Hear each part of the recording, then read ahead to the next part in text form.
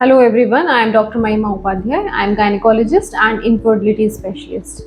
आज हम अल्ट्रासाउंड के बारे में डिस्कस करेंगे।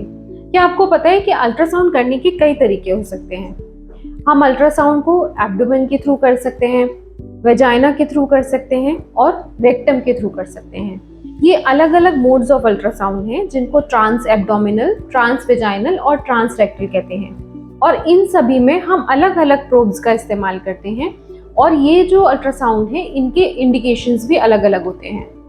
गायनिकोलॉजी एंड ऑब्स्टेट्रिक्स में हम कई बार ट्रांसवेजाइनल सोनोग्राफी का इस्तेमाल करते हैं।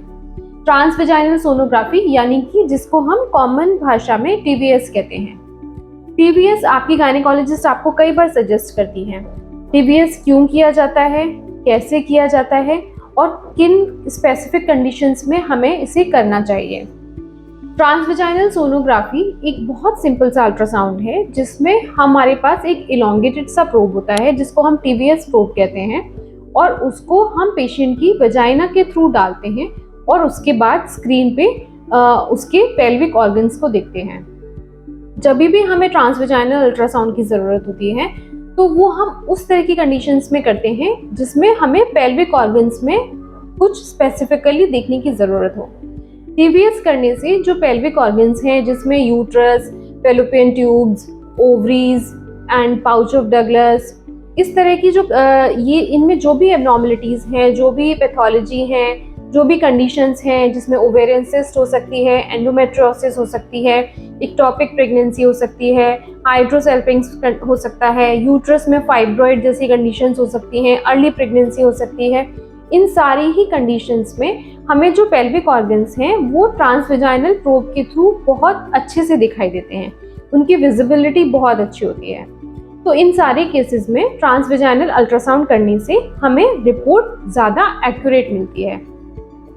इसके अलावा कुछ कंडीशंस ऐसी होती हैं जिसको हम कहते हैं फॉलिकुलर मॉनिटरिंग। फॉलिकुलर मॉनिटरिंग एक बहुत सिंपल स्कैन है। जब आप इनफर्टिलिटी का ट्रीटमेंट अपनी गायनिकोलॉजिस्ट से या इनफर्टिलिटी स्पेशलिस्ट से कराते हैं तो वो आपको डे 9 या day 10 of the menstrual cycle से एग को फॉलो करने के लिए एक स्कैन करने को कहते हैं जिसको फॉलिकुलर मॉनिटरिंग स्कैन कहते हैं। फॉलिकुलर मॉनिटरिंग स्कैन भी ट्रांसवेजाइनल अल्ट्रासाउंड के थ्रू, टीवीएस प्रोब के थ्रू बहुत अच्छे से किया जा सकता है।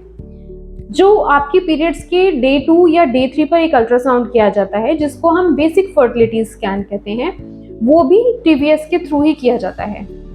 उसमें हम एग्स काउंट कर सकते हैं जिसको एंट्रल फॉलिकल काउंट कहते हैं। हमें ये देखना होता है कि कहीं ओवरीज में कोई सिस्ट तो नहीं है, यूट्रस में कोई पैथोलॉजी तो नहीं है, कोई ट्यूब्स में कोई प्रॉब्लम तो नहीं दिखाई दे रही, कोई सिस्ट या हाइड्रोसेल्पिंग्स जैसी कंडीशंस तो नहीं है, नीचे एडहेशंस तो नहीं है। इस तरह की जो भी कंडीशंस हैं वो हमें टीवीएस करने पर बहुत अच्छे से दिखाई दे जाती है। टीवीएस से कई बार बहुत लोगों को बहुत डर लगता है, पेशेंट्स बहुत हेजिटेट करते हैं, लेकिन आपको ये बात समझने की ज़रूरत है कि अगर आप टीवीएस कराने के लिए रेडी होते हैं तो ये बिल्कुल पेनलेस है, इसमें कोई पेन जैसी कंडीशन नहीं होती। जो ट्रांसवेजाइनल प्रोब है उसको हम एक कवर करते हैं और उसके ऊपर जेली लगाने के बाद ही वेजाइना के थ्रू डाला जाता है, तो इसलिए पेशेंट को इसमें कोई पेन नहीं फील होता है। जब भी आप अपना टीवीएस कराना चाहते हैं तो आप अपने डॉक्टर को अपना कंसेंट दें कि हाँ आप टीवीएस कराने के लिए रेडी हैं और जब भी रिक्वायर्ड है तो ज़रूर अपना टीवीएस कराएं।